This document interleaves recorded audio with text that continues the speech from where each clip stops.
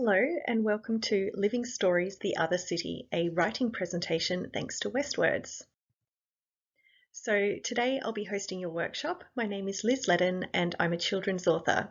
I have a couple of picture books called Walking Your Human and Tulip and Brutus, and another picture book due out next year called Inky and Quack. And besides that, I've worked as a travel writer, which is very handy for today's topic because it's writing all about places, specifically cities. And I also write for magazines. So recently I've had stories published in the School magazine and also Yuki magazine. So what will we be talking about in today's workshop?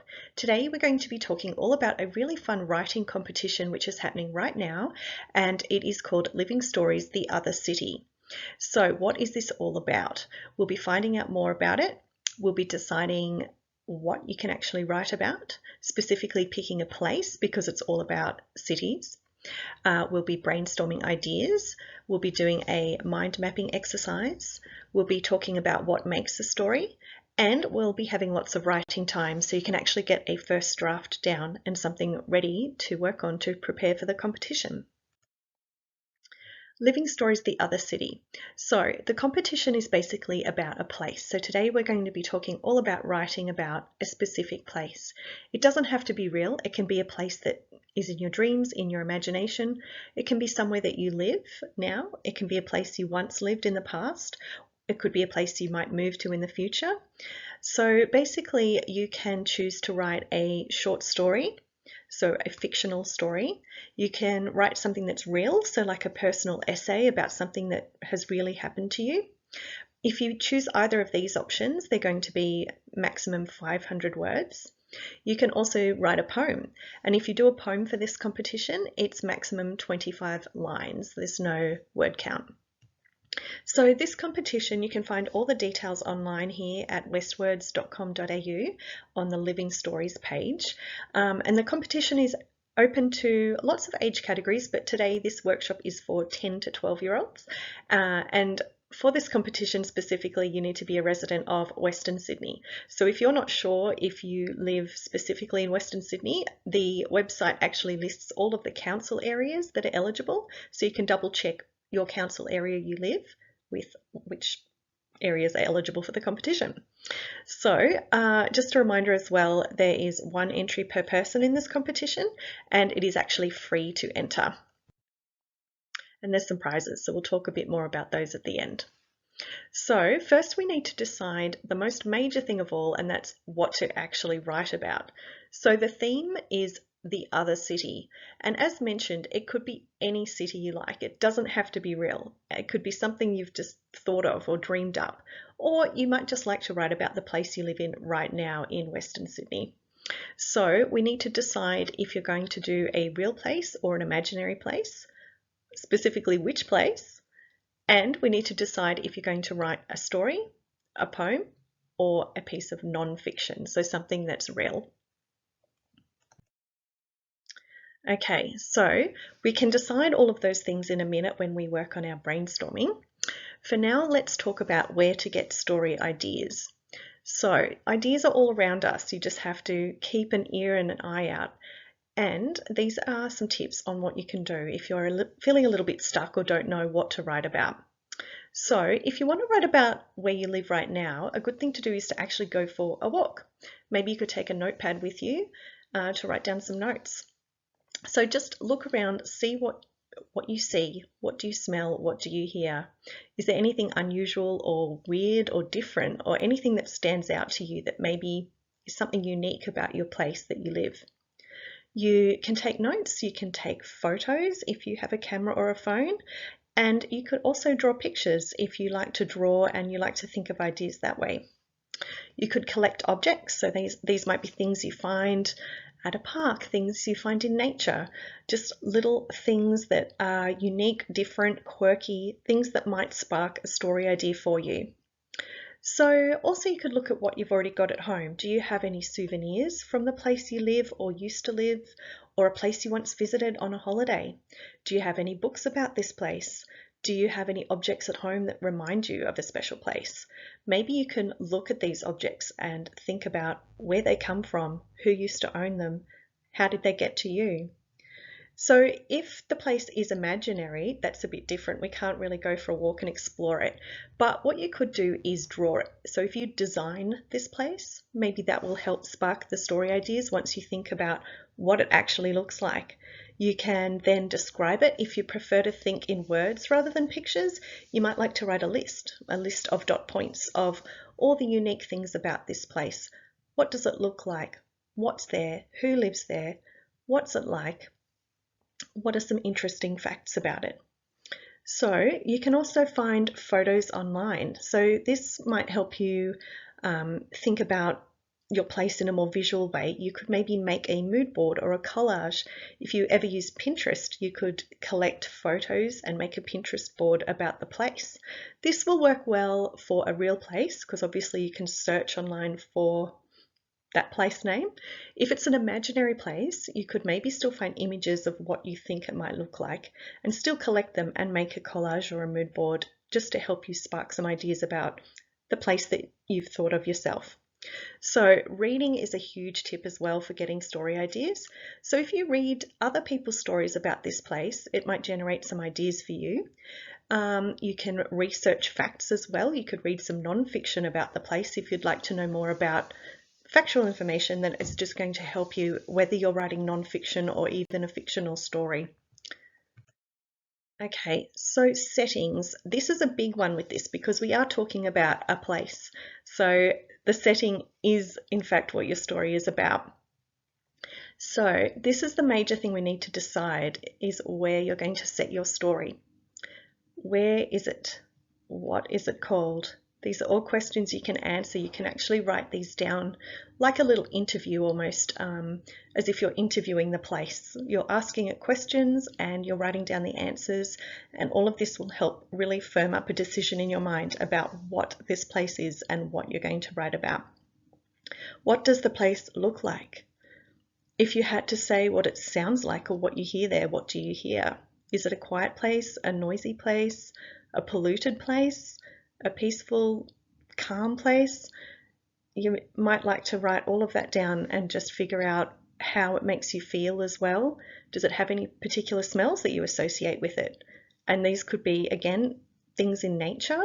There could be man-made horrible smells, pollution, who knows? You can write down all of those things using all of your senses, and that will help you decide what your setting is like and give it great detail. You can also decide if your story is set now, or would you like to do something historical, so something from the past, or you could do something in the future. So this might be a place you live now. You might imagine what it's going to be like one day, or it could be an imaginary place in the future. It's completely up to you. The other thing to write down are some interesting facts about the place. So I think we're really trying to draw out things that are different, weird, unusual, quirky, fun, anything that sets your place apart from other places. What makes it special? What makes it unique? What makes people want to go there? Or it doesn't have to be a positive thing. Is it a terrible place? What makes people want to escape this place or run away from this place or never visit? It can still be interesting even if it's not a positive place. It's completely up to you once again. Okay, so we're going to interview our place to get to know it a little bit better. So we're going to have some brainstorming time now so you can do exactly that and spend a bit of time working out your story setting. So we're going to take 5 minutes now to write down some notes all about the place you would like to write about. So think about, again, any standout features, interesting spots there. How does it make you feel? What's unique about it? All right, I'll see you again in 5 minutes.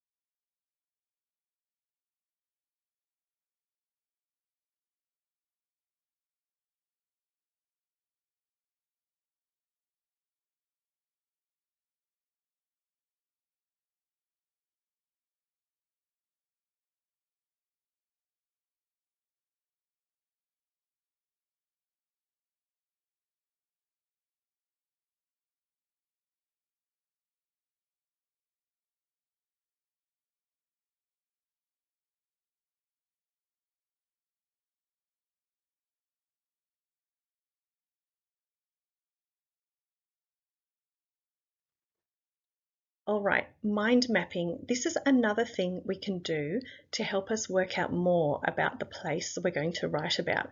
This is a fun activity you can do just to generate some ideas. It's a bit more visual as well, and it's actually quite fun. So basically, in the middle of a page, a blank piece of paper, you write down the name of your place, whether it's a real place or an imaginary place, and we'll draw a circle around it. Then we're going to do some circles around that circle, and they're going to be the first words that come to your mind when you think of that place. So now we're going to take each of those circles and think of more things that come to your mind.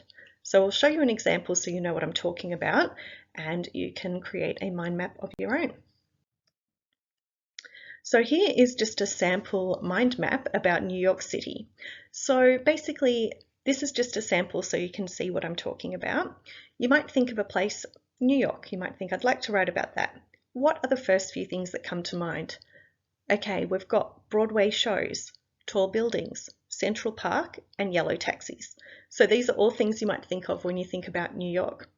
But how can we use this to generate some more ideas? So we think of what do each of those things then lead to us thinking about. So we've got Broadway shows. That might make you think about celebrities, excitement, and glamour. So we'll write those down, branching off Broadway shows. Then tall buildings. What do we think of when we think of tall buildings in New York? We might think of amazing views. We might think of getting lost amongst the buildings. Then Central Park. What does this associate our mind with? We might think of squirrels running around the park, and we might think of people jogging because it's a popular exercise spot. So we're going to write those down. And in a minute, we're going to find some connections and use those to think of ideas. So yellow taxis is the last one. We might think of traffic jams, and we might think of movies or TV shows, because if you ever see a show set in New York, there's always those yellow taxis. Okay, so now we're going to look at our mind map, and we could connect two things here and maybe think of a story idea. So if we look at the outer ring of circles, we've got squirrels and we've got getting lost. So maybe you could use those two things to write a story about New York. So instead of writing about Broadway shows or tall buildings, those first things we thought of, it's the second round of ideas that might actually be the more interesting ones. You could write a story now about a squirrel getting lost in New York City, and that would make for a really fun, interesting, and unique story. So I'd like you to now spend 5 minutes to create a mind map of your own. So you don't have to write about New York. You can choose any place, any city, as we talked about before, whether it's real or not, whether it's where you live now or you've once lived in the past or might like to live in the future. Anything you like, you can create a mind map. So what we're going to do is write the name of your city in the middle and do what I've done here. Write the first 4 things that come to mind in your first circles.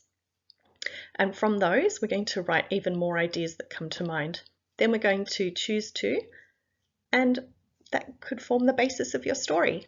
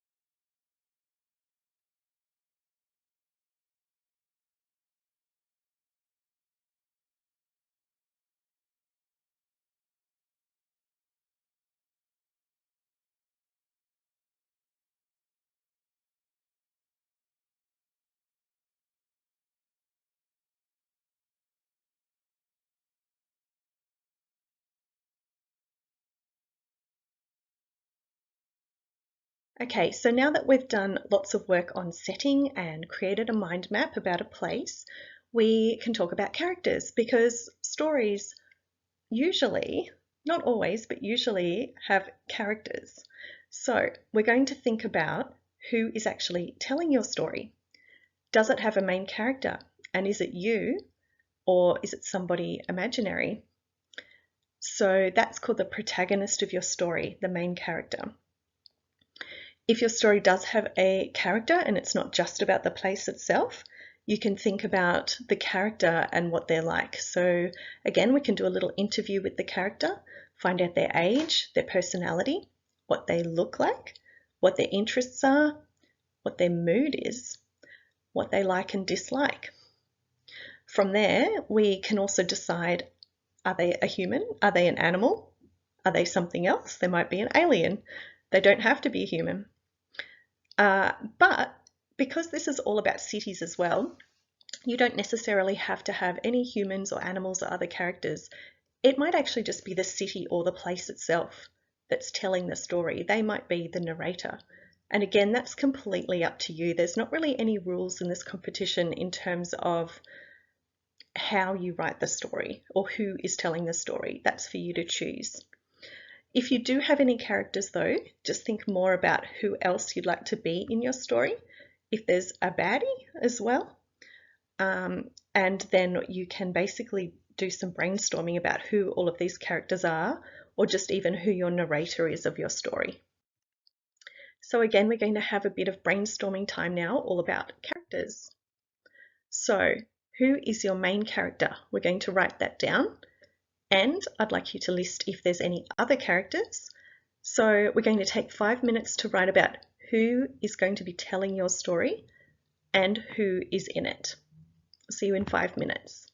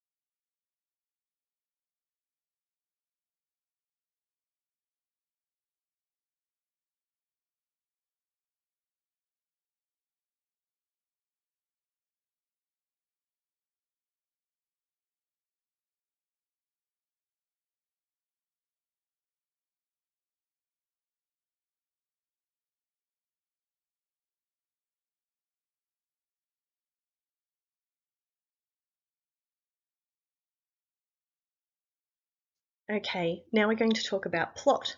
It's time to think about what actually happens in your story. This is called the plot. One of the main things with plot is, how does your story start? How do you open your story? You want it to be a start that makes people want to keep reading. So this could be something suspenseful, might be something outrageous, might be something surprising, interesting, or even mysterious, or it could just be something funny.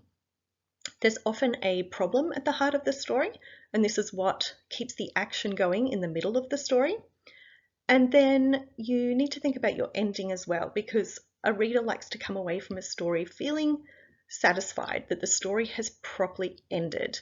They know what happened in the end, or it gives them something really interesting to think about at the end. So if you have a problem in your story, we need to solve it before the story ends. If things go wrong, you need to think about how they're going to get resolved, who fixes the problem, and how it's all going to end up at the end of your story. So if you're doing a non-fiction story, you can still think about plot in terms of having still a beginning, a middle, and an end. Even if you don't have a plot as such in terms of a fictional story, something made up, your non-fiction story still needs to have structure. So you still need to have an opening that makes people want to keep reading, something that happens in the middle, and some way of ending the story or the essay, if that's the type of non-fiction piece you're doing. So now we're going to brainstorm plot. We're going to take 5 minutes to make a list of things that happen in your story. So I'd like you to think about, how is it going to start? What happens next? What are some scenes you could include? Is there a problem? What is it? How is the problem solved? And how does the story end?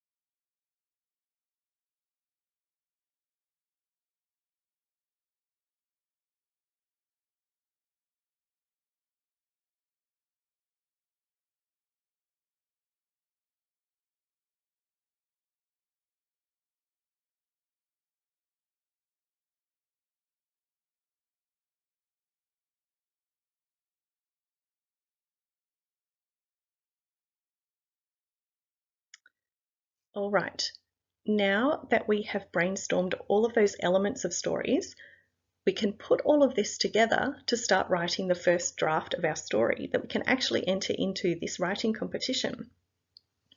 So we're going to actually now take 15 minutes to write. We're going to try and write a first draft. So just remember, this doesn't have to be perfect. It doesn't matter if the words aren't all spelt right or you need to fix your grammar. You can do all of that later. This is just your first kind of brain dump of a story.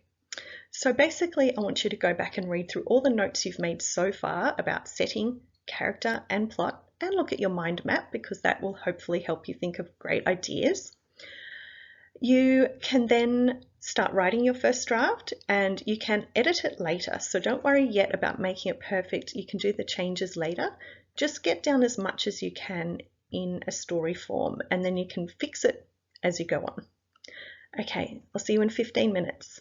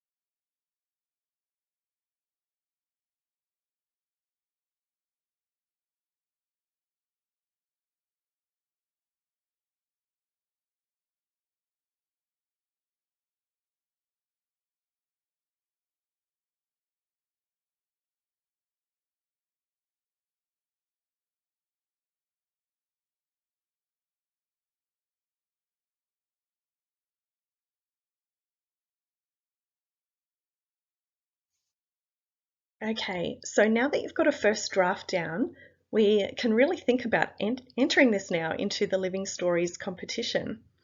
Basically, once you've got your draft down, the things you can do next are think of a title for your entry.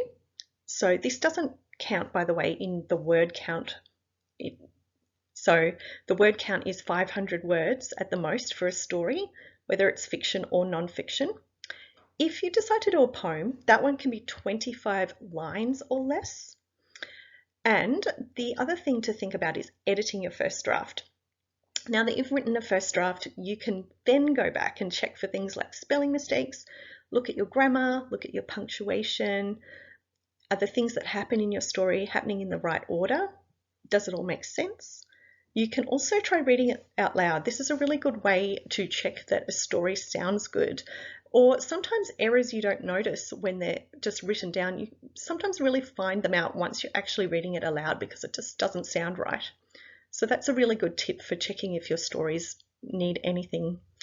So you can also double check all the competition details online just to make sure you've followed their guidelines about things like the word count and when it's due and the categories and which suburbs are eligible to enter.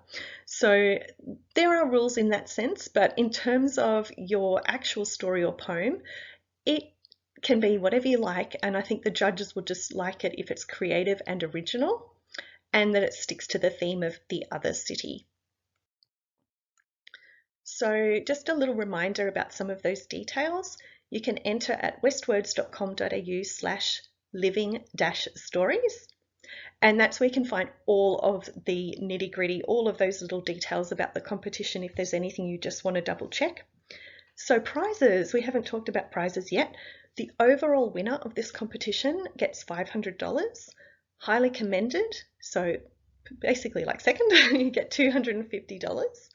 And then in addition to those prizes, each local government area, so each kind of council area of Sydney that is eligible, the winner gets $100 and highly commended for each of that category gets $50. So there's lots of opportunities there and lots of really great prizes. The winners will be announced in late June, early July this year. And just a reminder again, because this is really important to get it in before the deadline, the entries close by midnight on the 30th of April 2023. So if you are going to enter your piece about the other city, make sure you enter it by then. So thank you so much for listening and participating and brainstorming today. I hope you've come up with some really fabulous ideas that you can enter, and a big good luck with your writing. Thank you so much.